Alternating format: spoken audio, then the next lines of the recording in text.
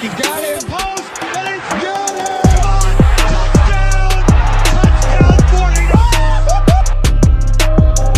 Montana looking, throwing in the end zone. Right far. It's a madhouse at Candlestick. Coming to you live from Section 5, Row 23. This is the Forever Faithful Podcast.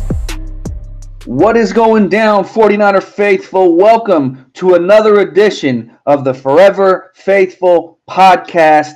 I'm JD, joined as always by JP and 49er Tone. And man, guys, it's here. Football is here. It's in the air. Training camps are going on. We just had the Hall of Fame speech over the weekend. The Hall of Fame game was played. The Niners are playing a football game in a matter of hours, people.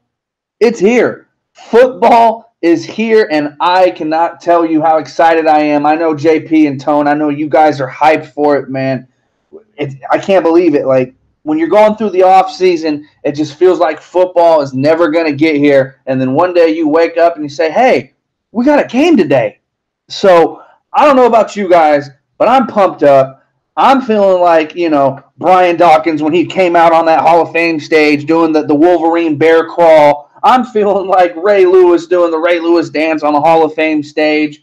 I'm hyped up. I'm ready. So, JP, man, how are you feeling, man? We're here. Football is here, man. How are you feeling? Oh boy, I'm hyped, man. Feels like Christmas. I can't wait for the games to get started to see, how the roster evolves, and man, there's no better time of year, man. Tone, what about you, brother? I mean, we were at training camp the other day, so we've already kind of gotten a taste of it. But how are you feeling, bro? Well, I'm excited. But first off, I wanted to say shout out to my brothers JP and JD for holding it down for the last episode. I actually got to listen to it a couple days ago, so props to you guys. Thanks for holding me down. Sorry I wasn't able to make it, but I'm back, and I'll be back every week, of course. Just some unfortunate circumstances. So thank you guys for holding me down. But yeah, I'm very excited, man. This is an exciting time. We have that dead space, after basketball, middle of the baseball season. All of a sudden, football pops up, and bam, it's here, and it just starts rolling. So, man, this is definitely one of the most exciting times right when football is starting, and man, I can't wait, man. We're only a couple days away. All right, so you know what? Let's just cut the bull and hop right on into it here on first down. For anybody that's been listening, you know that 49er Tone and myself made a trip out to Santa Clara last weekend for Niners training camp on Sunday, July 29th. And we had a good time out there, man. It was fun. It was great to be back out at Levi's Stadium next door at the practice facility. Getting to hear the pads crack, smelling the grass, hearing the whistles blow, just being around football. And so I figure we could take this first down here, and Tone and I can talk about what we saw at camp, what the experience was like, and just talk about what we saw when we were out there, at the practice facility. So, Tone, would you want to get us started, bro? Yeah. So I wake up and I get a call and a text from my brother saying he was here already, and I'm not too far from the stadium, so I said I'm getting ready, and I got to meet JD in the parking lot over there. We're first ones in line, and we took the little shuttle. I don't know why there's a shuttle, but we took the little shuttle, which is like 30-second ride to the practice facility. And, yeah, man, we get there, we get front row on the bench, and everybody's starting to fill everything up. Everybody got their Niner gear on. Everybody's excited to see the team. I mean, it was a great atmosphere. And then all of a sudden, one of the security guards, ladies or whatever, just said, hey, you guys want to get right on the field? JD, I'm on the phone. JD gets the first row access right on the grass. And so I follow him. We're right there front. Literally, the 49er players are literally not even barely 10 feet away. I mean, they're right in our face, practicing, doing drills, getting ready. I mean, it was exciting. It was an awesome experience. As far as training camp goes, it's the usual. They warm up, they start doing drills, then they got the 1-on-1s, and then they start doing the 7-on-7s, 11-on-11s. And then me and JD, we'll talk about what we've seen. But as far as the experience goes, it was absolutely incredible. And we got a bunch of video footage, pictures and stuff. I mean, they were right there. And usually when I go to training camp, they don't they keep the fans like on the bench. So I mean, you're still close, but to give us right there front row, right on the grass, I mean, that was awesome. That was incredible. It was funny because when we walked in, we sat down on the bleachers, and the first thing I did is I talked to one of the staff, one of the employees, and I said, "Hey, I've been seeing that fans have gotten to sit on the grass front row. What's up with that? Can we sit down there?" And they said, "Oh no, we don't really talk about that too much. But what we want to do is fill up the bleachers first, and then have everybody that's left over kind of sit on the field. So as soon as we fill up the bleachers, people can start sitting down there." So I'm sitting, I'm looking, I'm waiting, I'm watching like a damn hawk, right? I'm looking, watching people sit in the bleachers, one by one. It's filling up row by row, and and I'm not kidding you, literally the second that I saw the first person sit down on the grass, and then the staff allowed them to sit on the grass, I was gone. Tone didn't even see me. He was on the phone. He didn't know where I was at. He looks over. I'm not even next to him anymore. I'm sitting down there on the field looking at him like, "Hey, get down here, man. Get down here." And so, he came down, and bam, there we were, literally right behind the rope barricade that they had set up. And we're feet from the players. We're feet from the practice. And, we got to sit there on the field. And, it wasn't too bad, sitting there on the grass the whole time. Being up close and personal like that was really cool. You get to see the players walking back and forth in front of you, media members walking back and forth. I know Tone got to talk to 49er beat writer Grant Cohn briefly when we were there. I mean, you're that up close and personal. And I have to commend the 49ers for doing training camp the way that they do it, because under the Harbaugh regime, the Balky regime, and even all the way up until Chip Kelly, fan access was kind of limited. They weren't as open with the fans as they've been in years past. And I know John Lynch and Kyle Shanahan made it a point of emphasis to say, no, you know what? We want the fans here. We want the fans loud. We want them engaged. We need the fans to be a part of this, because it's a part of what makes the team better. They want to play better in front of the fans. The crowd noise is a factor. They wanted the fans to be up close and personal. So I just really commend the Niners for doing training camp the way that they are. Only 2,000 fans per practice, so it's really up close, really intimate, really personal. And we had a really good time. Like I said, we're sitting up there in the front row, got to see all the practice, and me and Tone will talk about that here in a second. But we also were able to get autographs after practice because we were right there in the front row. I got Dante Pettis' autograph, Richie James, Aldrick Robinson. I know Tone got the same players. He also got a selfie with Richie James, which I don't know why I didn't think of that. But, we were up there close and personal, man. And, we didn't see the guy that stole Victor Bolden's helmet, by the way. We were there that same day, but we didn't see the dude that stole Victor Bolden's helmet. Fortunately, it got returned to him. But, man, that wasn't a good look because, fans like us, we like being up close and personal. And the last thing we need is some dumbass, ruining the fun for everybody. But, Tone, what did you think about the way the Niners did it, the way they let the fans get up close and personal, how we were able to get the autographs so easily and being up close like that? Yeah, no, I agree 100%. It's, the 49ers, the way they're doing the training camp and giving the fans the access to it. I mean, this is like almost a daily thing now. If you can get your hands on those tickets, on those 2,000 tickets, that's I mean, it's incredible experience if you can get your hands on one of them. Like you said, Harbaugh, Balky. Harbaugh comes from that Raider old Al Davis philosophy, where they block everything off paranoid. That's the cool thing about Cal Shanahan, John Lynch. They're like, hey, we don't care. You guys come, we're going to give the access. And guess what? If anything comes out, guess what? We're still going to beat you on Sunday anyway. So I really love that philosophy and that confidence in what the 49ers are doing. But I absolutely loved it. Now, I do wish that certain times they would let us record. I know they stopped. Got to a certain point in practice where they make us, you can't pull your phone out at all. And I understand, but I do wish they were a little more lenient on certain things, because we got a Reuben Foster play to talk about that I wish I got to be able to record. But other than that, man, it was a great experience. And this experience is because the 49ers do have camps where, it's at Levi Stadium, or it's even like at Kezar, where you got thousands and thousands and thousands of people there. And, you're watching the practice. And after a while, honestly, even the most diehard fans, it starts getting a little boring. With this training camp, because you're so up close and personal, and you see what they're doing, and I mean, it's just right there. It's definitely exciting. I mean, you're into the whole practice.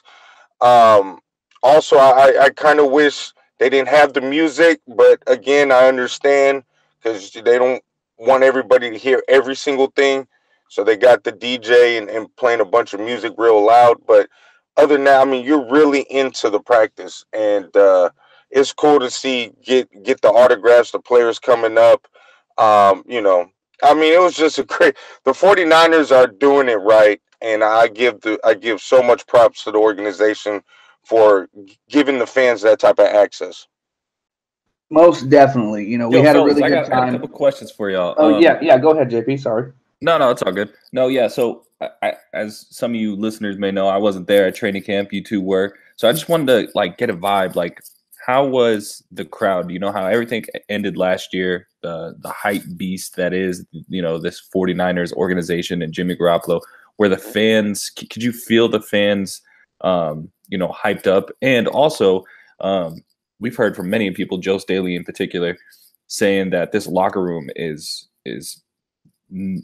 compared to none other his whole career. So could you really feel the vibe with the players as well? Because I know in pasts there was real tense practices and training camp. So just if you guys saw anything on the field with the players and how they were vibing, and then also the fans, how was that hype train going? Well, the fans were hyped. You can feel the anticipation in the air. Everybody's getting excited. It was one of the first few days of camp, so everyone was hyped to be there. And the fans were definitely into it, especially every time they got a glimpse of Jimmy G. Every time they got a glimpse of Jimmy G, every time he got under center and got to throw a pass, the team or the fans were extremely excited. On our side of the field, we got to see a lot of the defensive players. So we got up close to Reuben and Richard Sherman and those kind of guys. So the fans, they were excited, most definitely. But the VIPs on the other side of the field got a lot of the individual offensive drills early on in the practice, so they got a better look at that kind of stuff. But the fans were definitely hyped. As far as the camaraderie of the roster, I mean, you could see it. They were joking around. They were supporting each other on the sidelines. One thing, you know what, Tone? I'll let you take this one, Tone. We saw almost every player defensively, particularly the defensive backs and defensive coordinator Robert Saleh. They were talking to Richard Sherman every chance that they got on the sideline throughout the entire practice. Tone, why don't you talk about what you saw from the defense and kind of how they were responding to Sherman? Well, I'll say this. The 49ers might have a future defensive coordinator in Richard Sherman. But the reason I say that is we've seen the entire defense from the first string, second string, third string to guys that won't have a job in a month, right? Everybody was getting words of encouragement from Richard Sherman. Everybody was into it with Richard Sherman. I mean, this signing is going to turn out, and I'm very confident in saying this, and I think you guys would agree.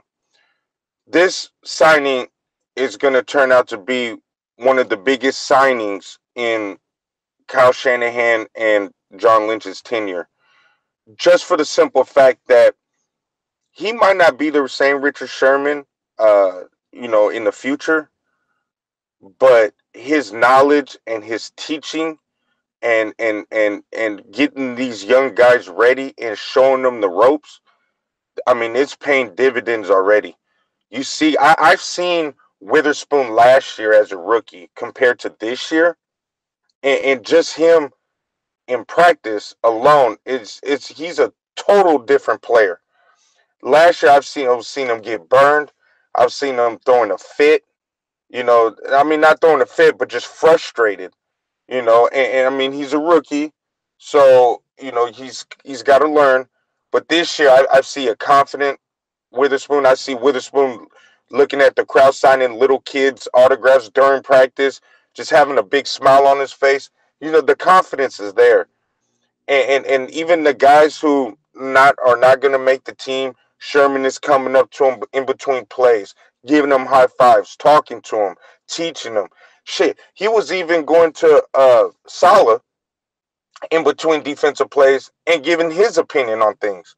And I mean, it's the knowledge and what he's doing and the value that he brings to this organization it's unbelievable.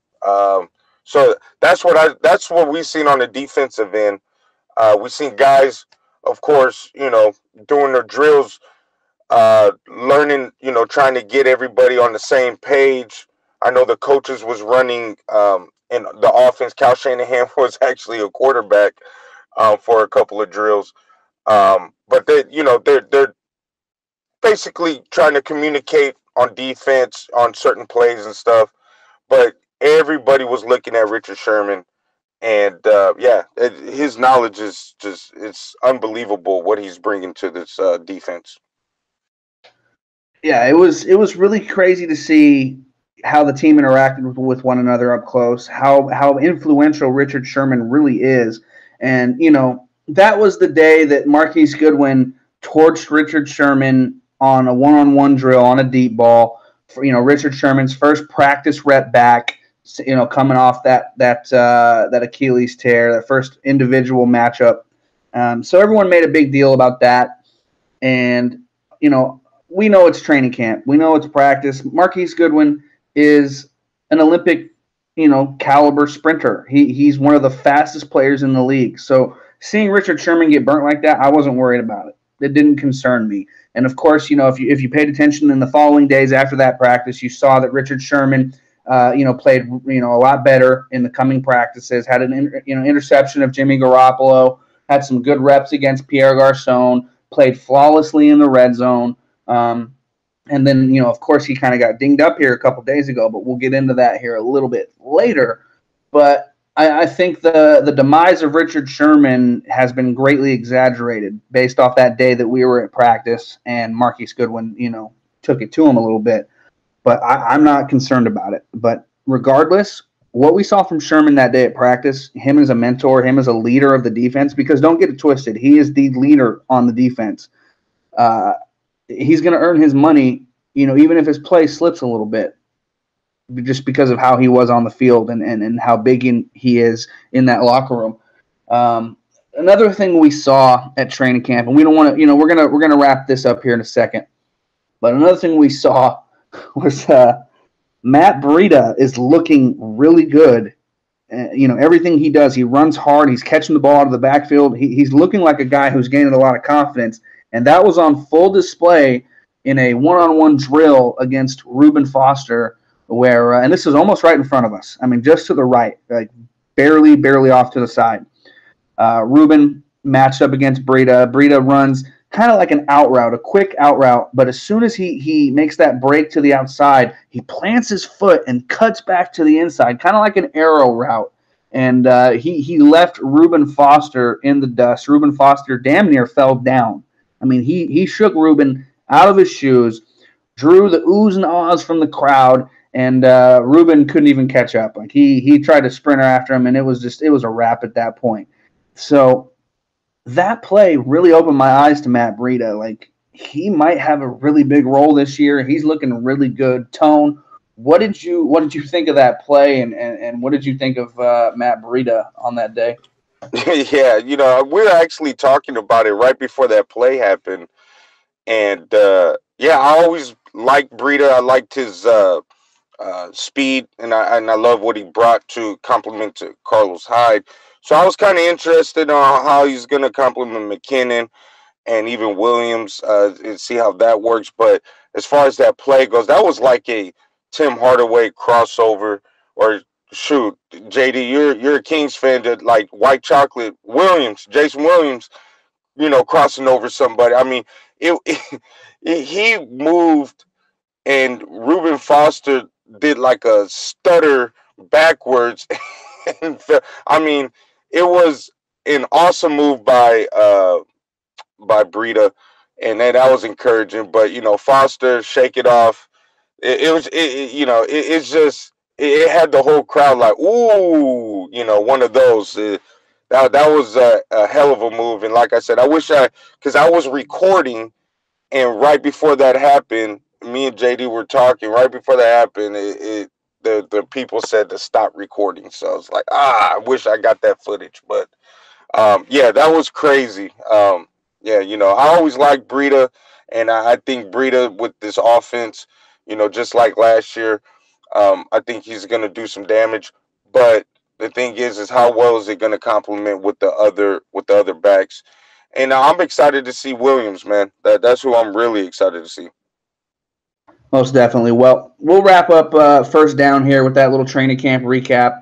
We'll get into a lot more training camp stuff here as we get through this podcast, but we wanted to definitely address that real quick. So let's move on to second down here.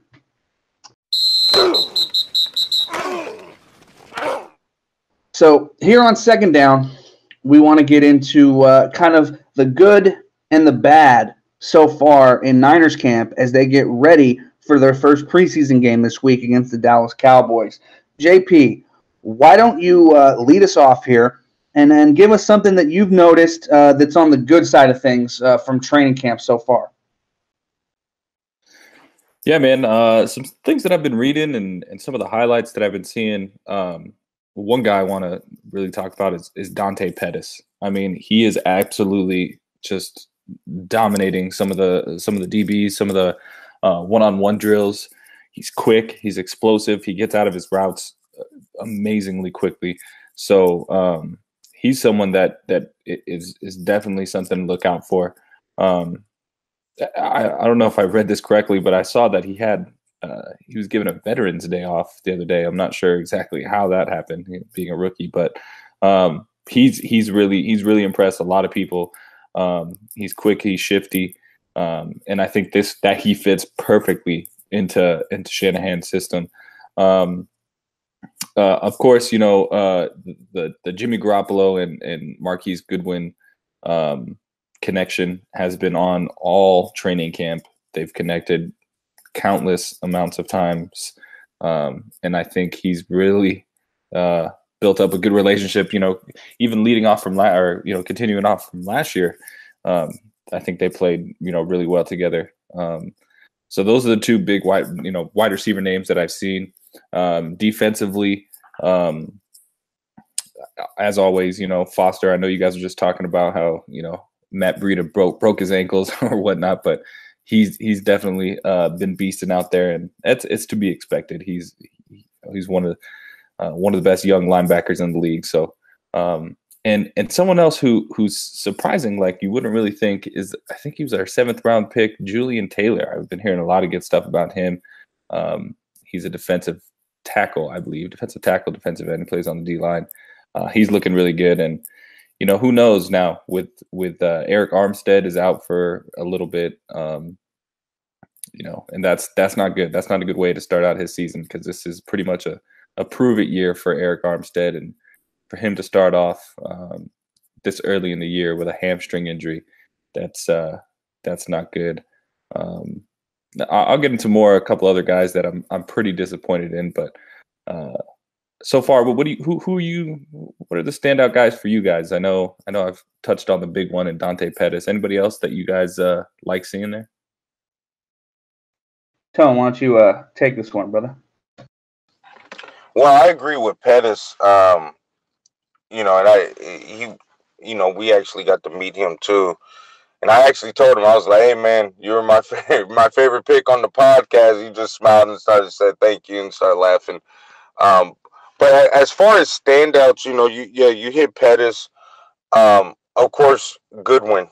That's an obvious choice, just for the simple fact that it sounds like, even with the chemistry with Jimmy Garoppolo, it sounds like he is emerging as the number one receiver and actually living up to that status. Because, he didn't live up to that status in Buffalo, and then here it was like, okay, that was a good pickup, but now it looks like he has the quarterback, he has the speed, and he's just getting better and better. And I love hearing about Goodwin.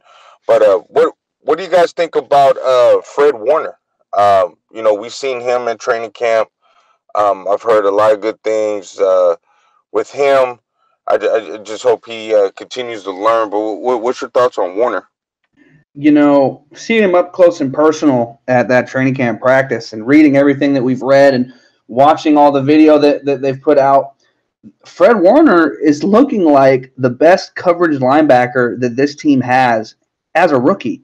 I mean, that's nothing to turn your nose at. He's a 6'3", linebacker. He's huge for the position, and he's the best coverage guy that we have, including Reuben Foster, who is an absolute athletic freak.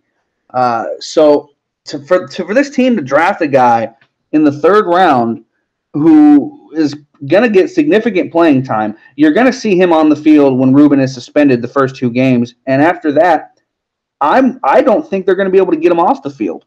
I think they're going to have to play Fred Warner alongside, Reuben Foster and Malcolm Smith. So hearing all the things that we've heard about Fred Warner, I'm encouraged big time. I wasn't sure about him initially because, he was a mid-round pick coming out of, where he out of BYU, and they weren't really too high on him too much. He was kind of an underrated prospect. Wasn't very, overly hyped, but now we're seeing why they took him and why they kind of reached and got him where they did, because they feel he is, a guy that's going to be able to team up with Reuben Foster and create some havoc out there. And I'm excited to see what Fred Warner is going to do. Now another positive during this training camp that I've paid attention to is most definitely Joe Williams. Joe Williams, the running back, who was on Kyle Shanahan's bad list in his doghouse last year, based on his effort in practice and his attention to detail and just his overall focus out there on the field. They put him on IR last year, kind of gave him a sit down and learn season. He had a minor ankle injury in preseason last year. I mean, he could have came back no problem, but he had fumbling issues and he had attitude issues out there on the field, and so they put him on the shelf last year. They said, you know what, it'll be better for you to sit back and learn and listen and just see what it's like to be a pro. And coming out here in this training camp, Joe Williams has been most definitely one of the highlights of camp. Every day he's making a big run. Every day you hear the writers talking about, man, Joe Williams looked good today. Joe Williams is running really hard. Joe Williams, is flashing out there each and every day. And to see that happen, that's awesome to see, because the guy fits the scheme perfectly, and I like it. I'm hyped about it. Tone, I know you wanted to talk about Joe Williams. What are your thoughts on what you've seen from number 32? Man, it's been nothing but great things. seeing him up close and personal at the training camp.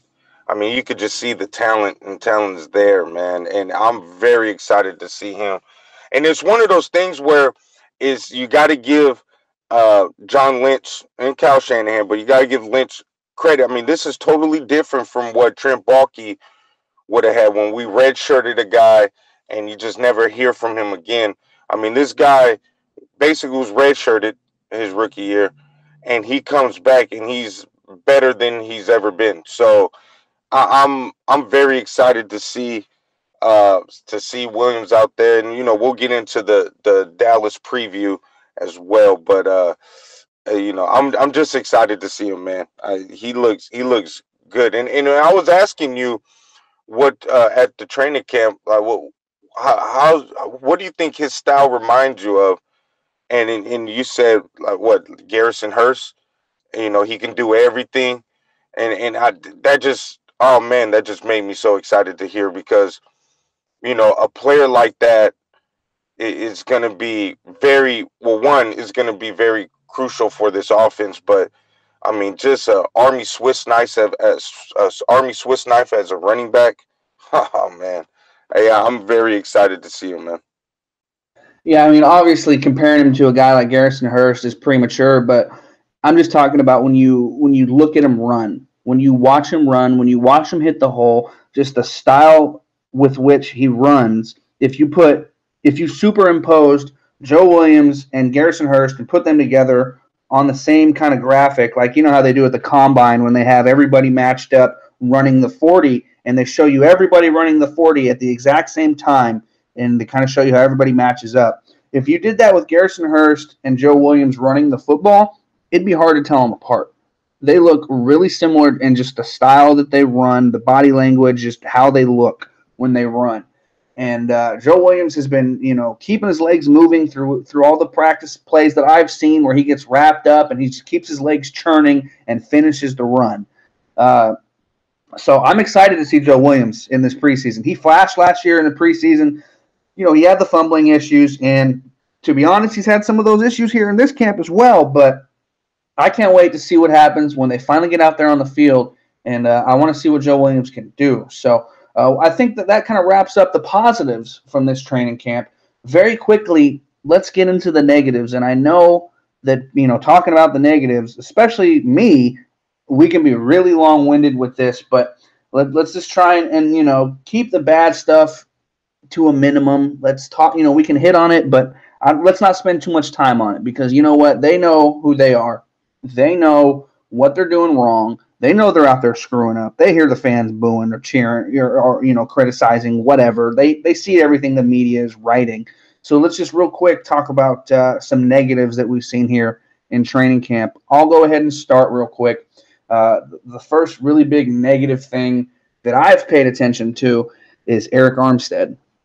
Now, I know Eric Armstead and his family a little bit. He's from my area, my neck of the woods up here in Northern California. He lived just outside of Sacramento in a little suburb called Elk Grove, California. I've been pulling for him since we drafted him. Like I said, I know him and his family a little bit. I've watched his brother play for years. I watched him play. And so when we took him, I was really excited. Awesome, hometown story kind of deal. I wanted to see him do well, and he just hasn't been able to put it together. He hasn't been able to stay on the field. And this training camp, even when he's been out there playing, he hasn't really done too much. He hasn't really flashed. He worked on his body in the off season, and it hasn't really done anything. He hasn't really been overly effective. And now to top it off, he's got that hamstring injury, and he's week to week. It's not looking good for Eric Armstead. They just picked up that fifth-year option, so he's tied into this team through next year. But he's not showing what I think they were anticipating him showing so far in camp. So I'm not very optimistic as it pertains to good old number 91. Tone, what is another negative that you've noticed during this training camp? Well, I think the other one is the other big story as far as negatives go, and is Garnett on the offensive line. The 49ers are looking at him to finally step up, get over these injuries, and but make a name for yourself. You come from Stanford. You know, you, this guy was supposed to be, a piece of our offensive line for years to come when we drafted him. And it's just, again, you got Kyle Shanahan like, hey, I thought he was going to be able to practice. I guess not. I mean, that's a bad sign. That's a bad look, man. It really is. So that is a very big negative. I really thought, I don't know how good Garnett could be, but I really thought he would be out there on the field trying to fight for his job, trying to prove himself, and hopefully reach his potential. And it's just not happening. So that's a really bad sign. And I think, honestly, if it doesn't change soon, then he might be looking elsewhere, because, we drafted a guy that high, and he's not even able to be on the field and prove himself, and you got the coach calling him out. That's not a good look, man. So that would be my number one takeaway as far as negatives go in training camp. Most definitely. JP, what about you? What is another player or another thing that you've noticed at camp that isn't necessarily on the good side of things? Yeah, I don't really see too many other negatives. I was going to go with what Tone was saying, and I'll just reiterate what you were saying about Joshua Garnett. I mean, if you draft someone that high with a first round pick, you expect him to be on your team for a while. You expect him to produce, but that's the exact opposite of what he's been doing. He's been out with a they call a knee bruise. I guess he banged knees with a defensive end or defensive lineman. And that's just it's just kind of unfortunate, because I feel, and we can say as much as we want sitting here on our couch talking on a podcast, but me personally, I feel like that happens almost every play in the NFL or and whatnot. So, but hey, we're not ones to talk, but the fact that he's getting injured at this time, and I think to make it even worse for him. Jonathan Cooper is coming back right when he is sitting out all these practices. So, and that's his direct competition right there. So the fact that you're sitting down while your competition's coming back off an injury himself is not a good look. So that's pretty much all I can say about that. There hasn't been really too many other major negative stories, but I think that Joshua Garnett is the big one, and of course Eric Armstead. But those are my thoughts.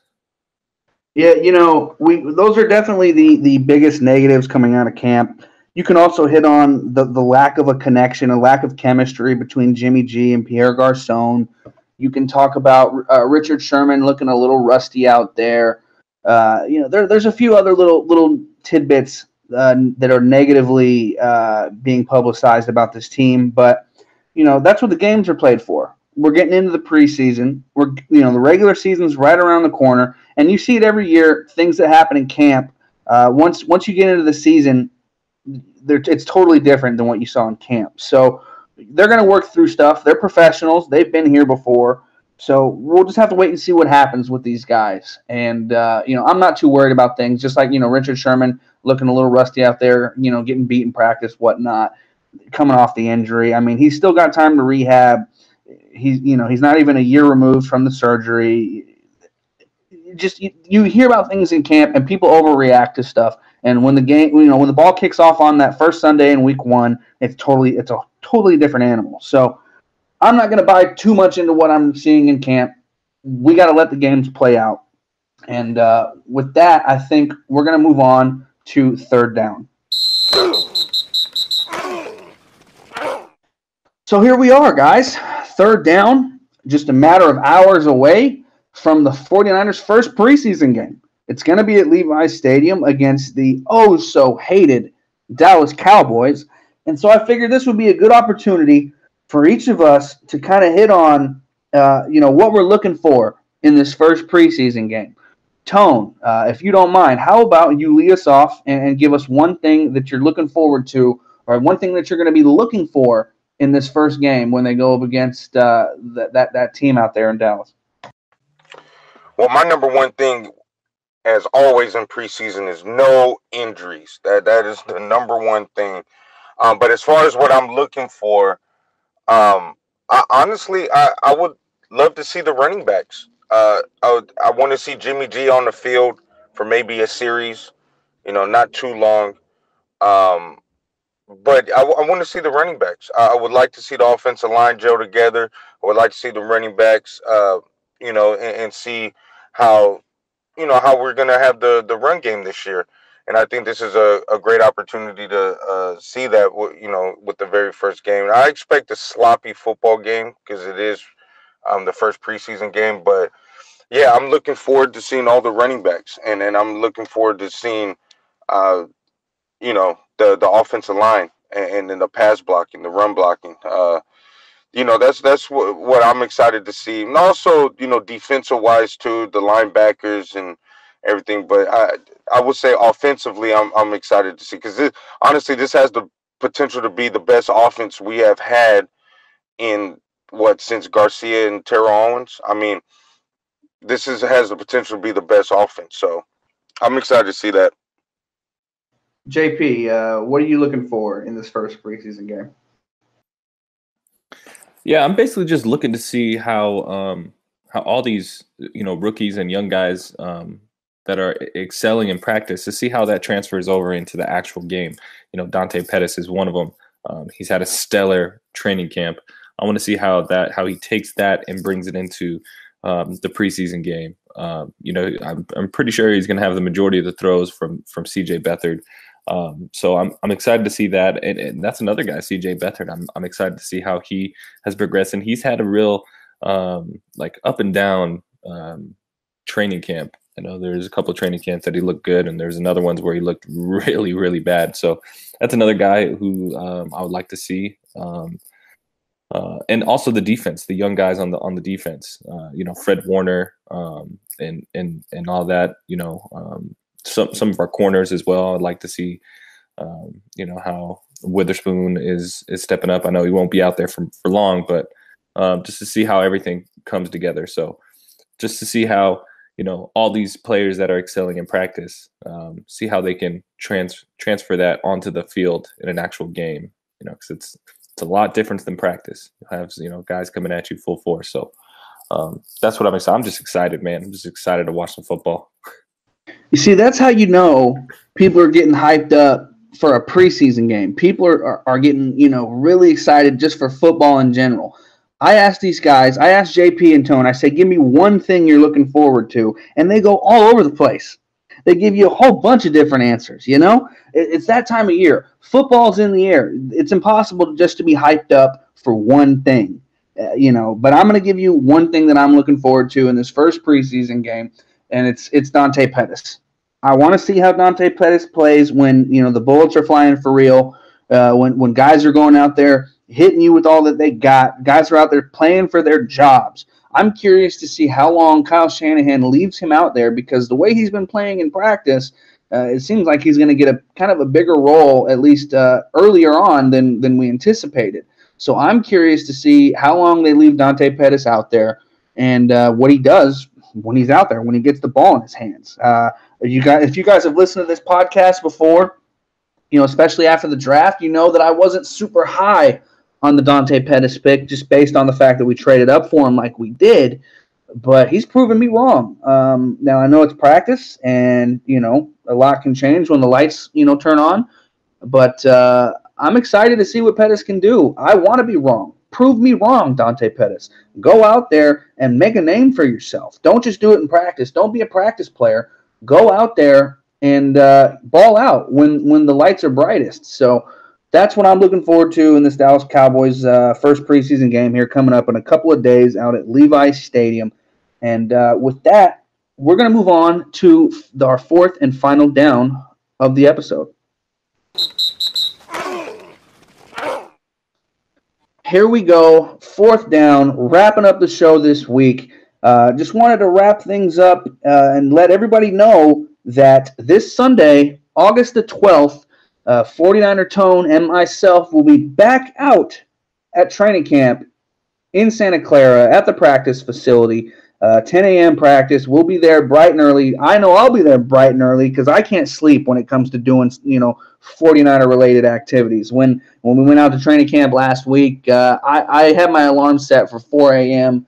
I couldn't sleep. I woke up at 3 a.m. and stayed up. Left my house about 4:45 in the morning, and I was the first fan in the parking lot. I got there before a lot of the parking lot staff got there at Levi Stadium, and so I'll be there probably, I don't know, around 7:30, and the practice, they'll start shuttling us in about 8:30 or so over to the practice facility. And again, we'll be there Sunday, August 12th for the 10 a.m. practice. Gates open at 9 o'clock. You can start, walking over to the practice field and sitting in the bleachers about 9 a.m.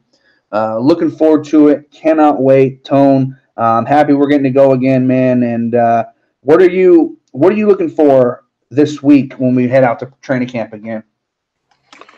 Well, the main thing I'm looking for is just the progression of the, offense with Goodwin and Pettis and everything. I'm excited to see. Hopefully they have the they switch fields, because last time we were focused on the defense. Hopefully this time where we're at, we'll be seeing more of the offense. I'm not exactly sure how they do that, but that's what I'll be excited to see. But honestly, man, I'm just excited for the overall event. I mean, it's Sunday morning and you're at right by Levi Stadium watching 49er football. I mean, it doesn't get any better than that. So that's what I'm looking forward to, especially it being on a Sunday. So I'm really excited, man. I can't wait. And it'll be good to see because our game's this Thursday. So it'll be good to see what the team after the game, the practice after the game, and see where the team is at. So, man, I seriously can't wait. And I know everybody in that crowd's going to be hyped up. Yeah, everybody got the juices flowing now, man. It's football season. It's here. I mean, let's go, man. Ready. Yeah, and I expect that practice this Sunday to kind of be a good practice.